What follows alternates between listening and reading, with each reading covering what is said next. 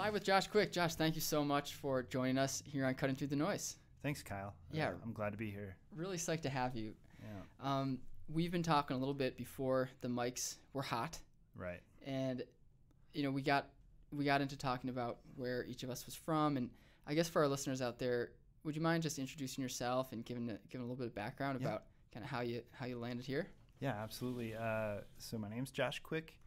I'm an illustrator here in town, but I draw all over the U.S. I have different gigs there, and then I work full time actually at a software company, and I have the hardest time trying to figure out what title I am, but I would say it's a senior designer. But they don't give you a title there. That's the title they've given me, but gotcha. Okay. It's a smaller. I mean, we're doing really well, but it's smaller, so you know how it is. Like, you're kind of doing a lot of stuff, and but luckily for me, and it's all in the visual realm. So there'll be coding or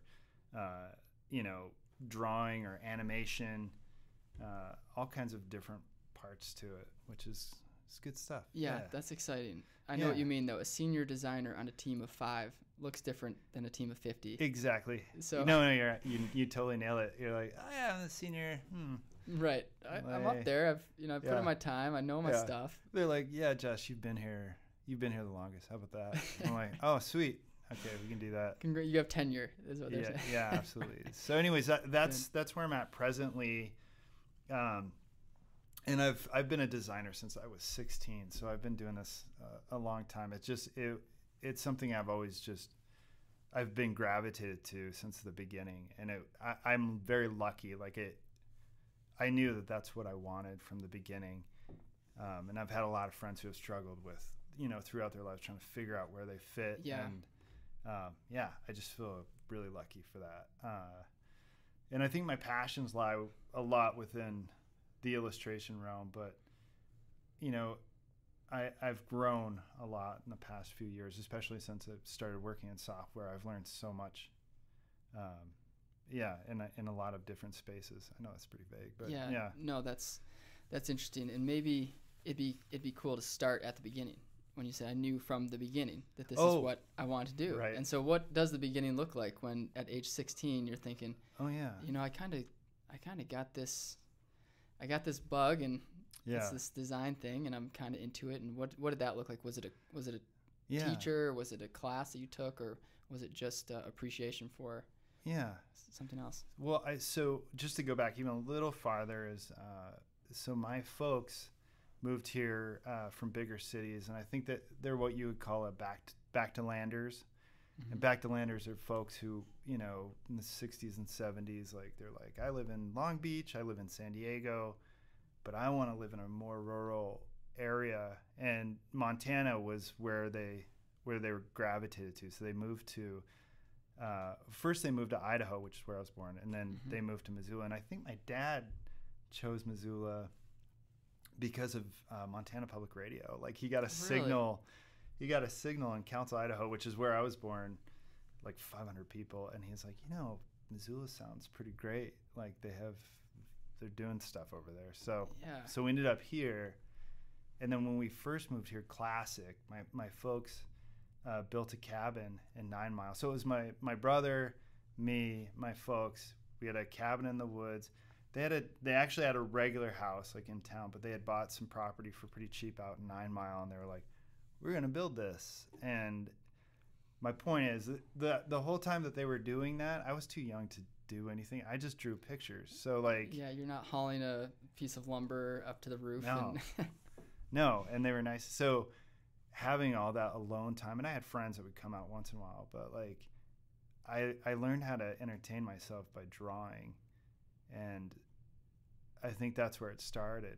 And then as I got older, I learned that, I could just constantly entertain myself by doing that. And then I guess when I hit 16, I learned about graphic design. I was like, oh, you can, you can do this for a living. Yeah. And my first real graphic design job that was for World Boards in Bozeman, Montana. And I drew some stickers for them.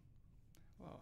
And they traded me a snowboard and some bindings for it. And I was like, man, this is like the greatest thing That's ever. unbelievable. Yeah. And I was like, that's a great trade of services right there. Yeah. For stickers, man, like back then, I bet a setup was like $500. And I was like, man, this is great. Like a brand new snowboard. They didn't just dust this thing off from this is a brand new snowboard. Yeah. Wow. And I think I really think that they were being like, I mean, they were nice. They're nice people still. It's still the same owners. But I think they were, in some ways, I think they were kind of inspiring me. Like go for it. Like we can do this. Like, yeah. Well, it's interesting because the owner's not, it wasn't your cousin. It wasn't your uncle. Like this is it was a stranger. It was a stranger, somebody for sure. Somebody that sort of validated this idea that you had, that maybe this skill that I've acquired is worth something. I'm going to test this out. Yeah. And it was validated. You got this brand new snowboard.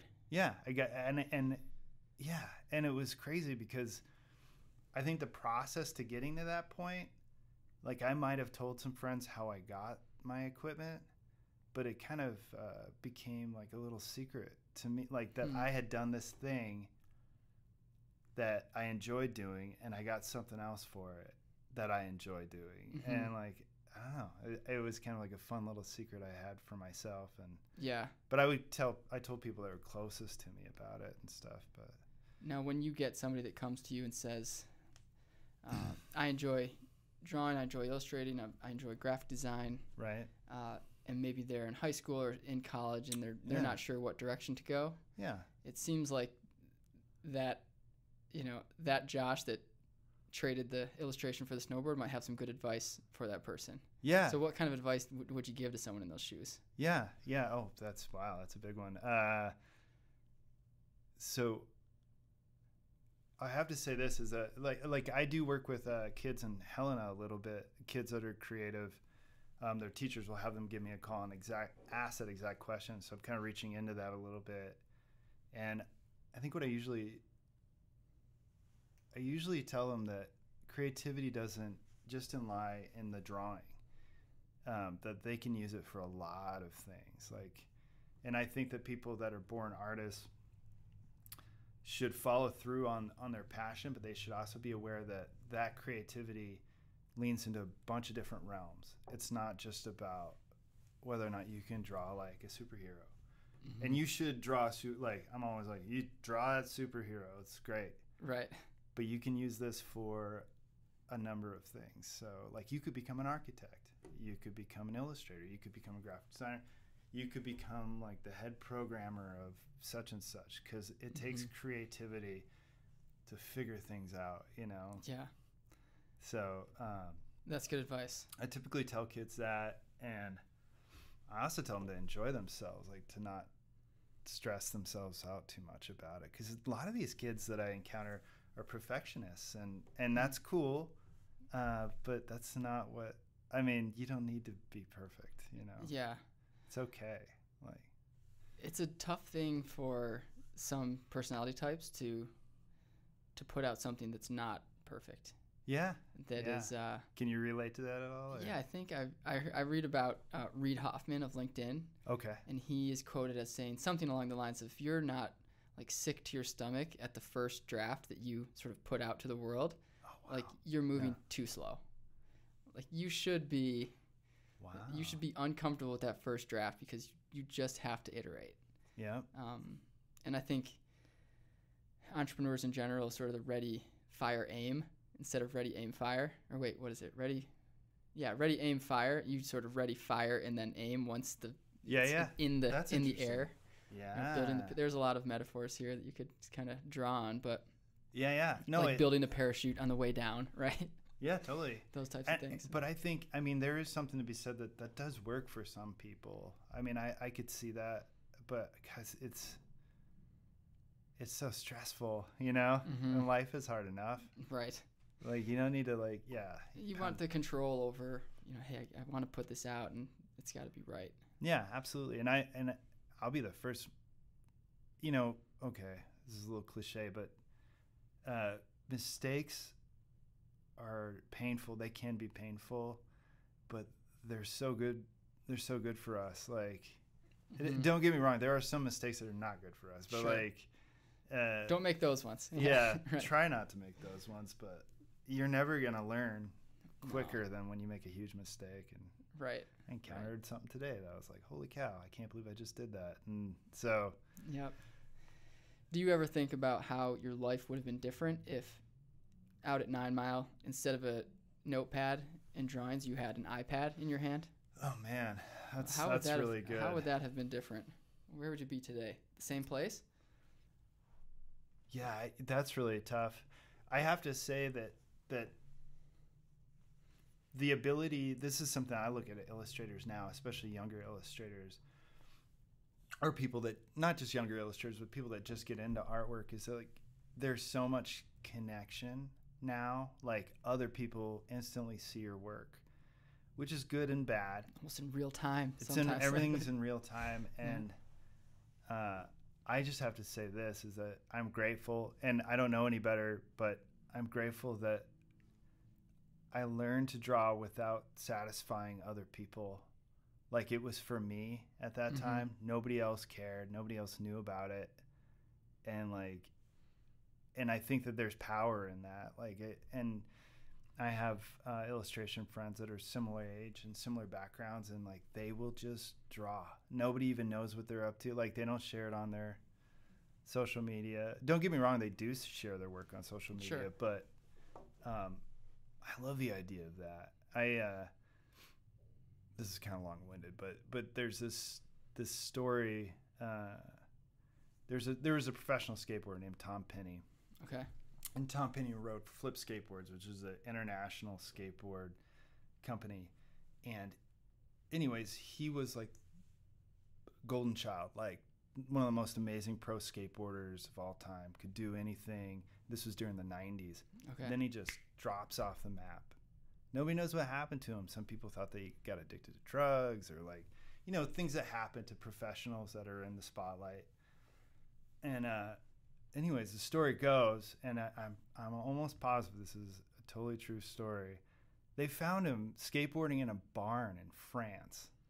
Like, he just disappeared. Yeah, he did. Turned up. Yeah, man. He was. He just moved. He just dropped out of the scene. Yeah. And went to rural life. And he skateboarded because he loved skateboarding. I mean, I'm sure he loved the attention. We all do. I'm sure there was part of it. Yeah, absolutely. Yeah. But like, he kind of just went back to that's really the interesting. Basics. And I'm sure there are other parts to it. He was getting older. He didn't want to, fade out. Like, he wanted to just disappear, but wow. Anyways, I find that beautiful, and I use social media. I love social media, and I don't want to get too deep into it, but like, there is something to be said about doing something that's private, like if you're a runner, like going for a long run, and it doesn't have to be on an app race, right? Or right, you don't have to record it. Yeah, you don't have to show it to people. But again, that's for other people. This is my own opinion, and this is for me, But there's a beauty to that, I think. There is a lot of noise in the world, and so finding some of that quietness can be difficult. Yeah. And that's what blows me, actually. So when you're talking about cutting through the noise, that's a lot of what I encounter. Like, when I'm looking for stuff or trying to find something, there's so much out there at once that it's just like, I can't find a thing because I get so easily distracted. Yeah. And I'm like, what is that? So just to bring it back, though, 9 Mile, there were no distractions. Right.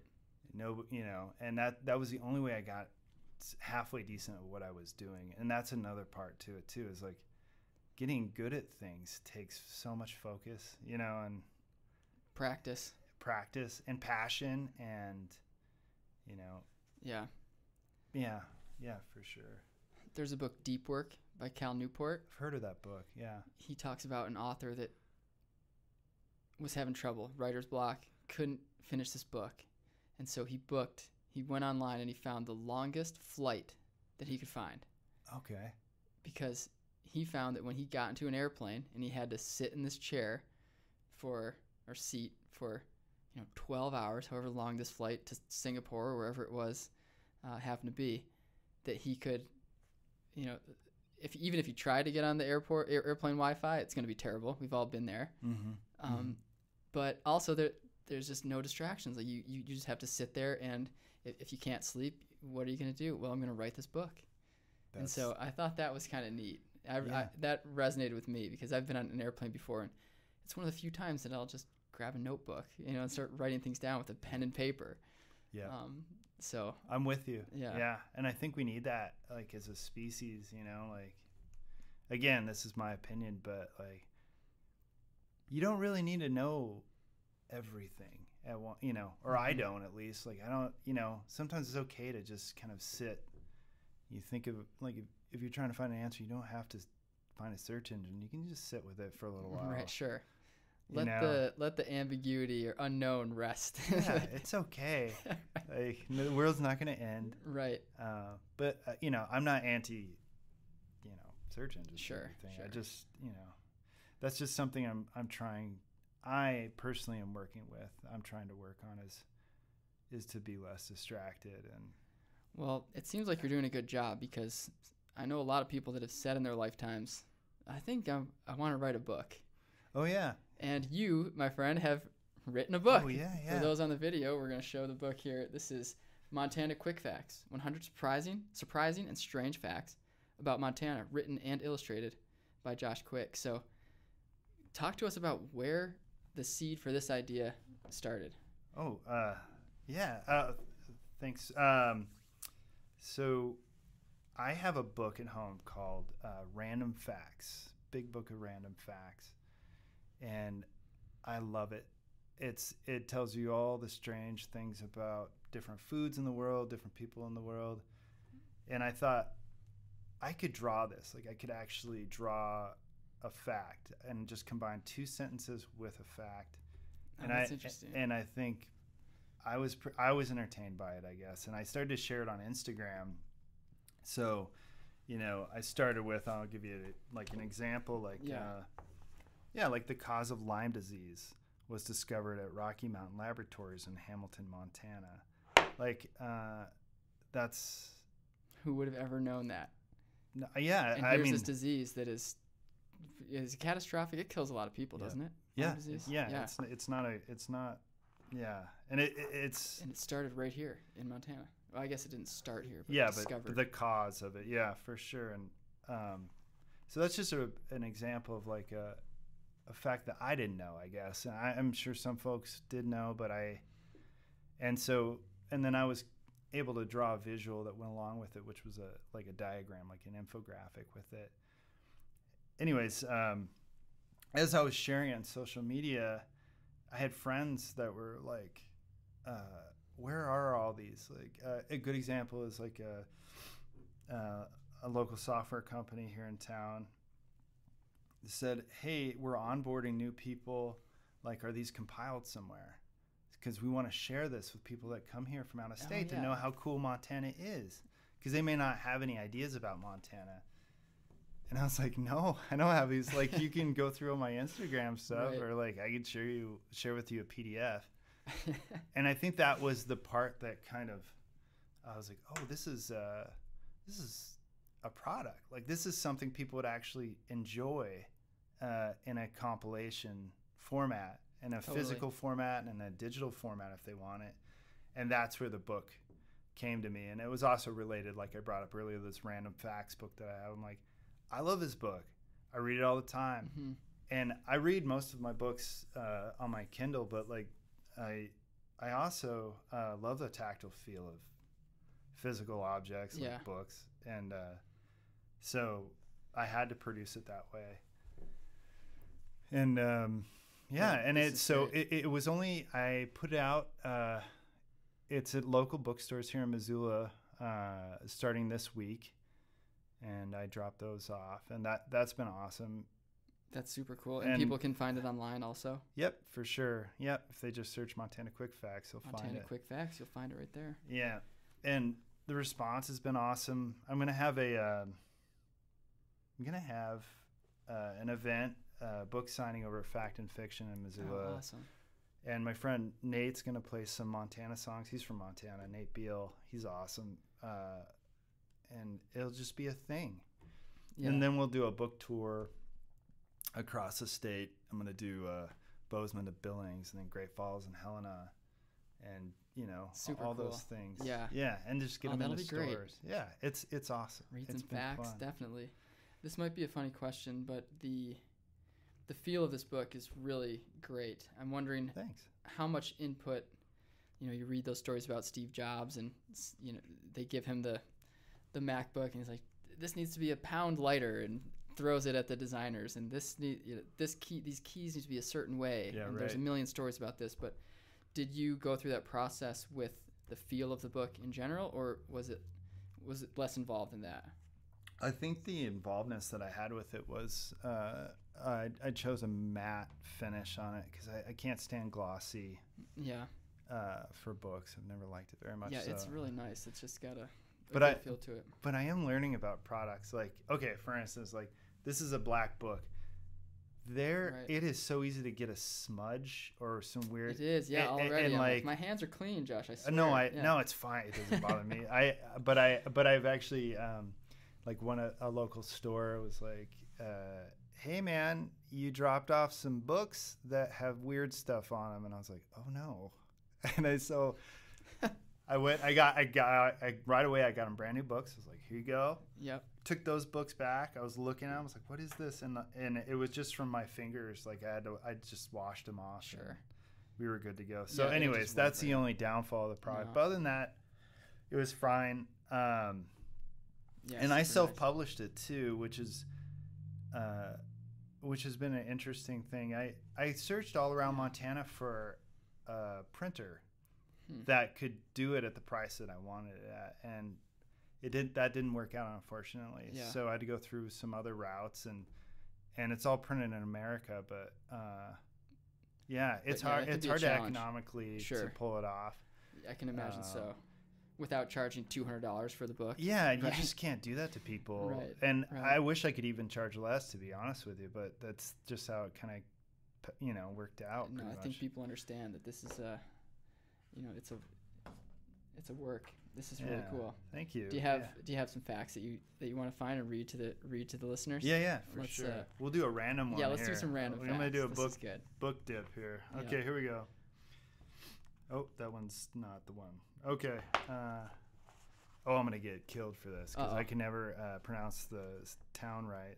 So people that are from Broadus, if it's Brodus or Broadus, I'm gonna go with Broadus for now. Yeah, people. If we have listeners from Broadus, we apologize if we just pronounced your name wrong. So Broadus, Montana streets are wide enough for a horse-drawn carriage to turn around. So you can kind of see how big the street is. And that's where the visuals come in. Yeah, that's which perfect. Is helpful. Wide enough for a horse-drawn carriage to turn around. Yep. Just picturing that visual. Yeah, that is humongous. It's their big streets. Here's one more. Every year, about 35,000 tourists visit the Berkeley Pit. And then I have a little bird that says the pit water has the same acidity as cola. It's Coca-Cola. Is that true? It's true, yeah. Holy cow. But I had no idea that 35,000 folks visited the Berkeley Pit. That's a lot of people. And I'll do one more. This is actually a tourist attraction then, the Berkeley Pit? For sure. Like, what do they call that? It's like dark tourism, something like that, where people like to check out stuff like that. You know what I mean? Morbid things that this could be, contaminating the water supply, but I'm going to go look at it. Yeah, it's heavy, man. Like, like go visit Yucca Mountain or see a sinkhole. Anyway, that's interesting. Yeah. Okay. Yeah. Quick No. facts. Anyway, it's a great city. Yeah. Right. View is great. View to America. I got one here. Montana's first public school teacher, Sarah Raymond, paid $6 in gold dust for her teacher's certificate. Gold dust, folks. Yeah, and that was actually written in her autobiography. Oh, that's amazing. Yeah, it's pretty neat. Is that because there was cash wasn't around? That was just she traded gold dust for a certificate? I think so. Or was this some sort of bribe? Like, hey, I got some gold dust. Yeah, and I'm a teacher now. Right. Yeah, and I'm gonna. You could do one. That's really interesting. This is one that somebody said was their favorite fact this morning, and I don't want to give too many away, folks. Right. 3 is the max here. Then you gotta buy the book to find the rest. So Lucille Ball would sometimes claim she was born in Butte, Montana, where her grandparents lived. She was actually born in Jamestown, New York. You know where Jamestown is? Yeah, Al? Jamestown. That's a little bit far from Rochester, but Yeah. Jamestown's another blue collar, Yeah. kind of rust belt. Not rust belt, but just like, I feel like rust. The color rust reminds me of Jamestown. Wow. That's wild. Yeah. You know, I have to say, when we talked a little bit earlier about where we were both from, and it blows my mind just living in Missoula, how much older Rochester is and how much older those towns are. And I know Europe is way older, but I'm just talking about the U.S. Yeah. And yeah, like Yeah, a lot of living there has occurred. And I'm not talking about, I'm just talking about people that came here on boats. You know, I'm not talking about the native population Sure. right now.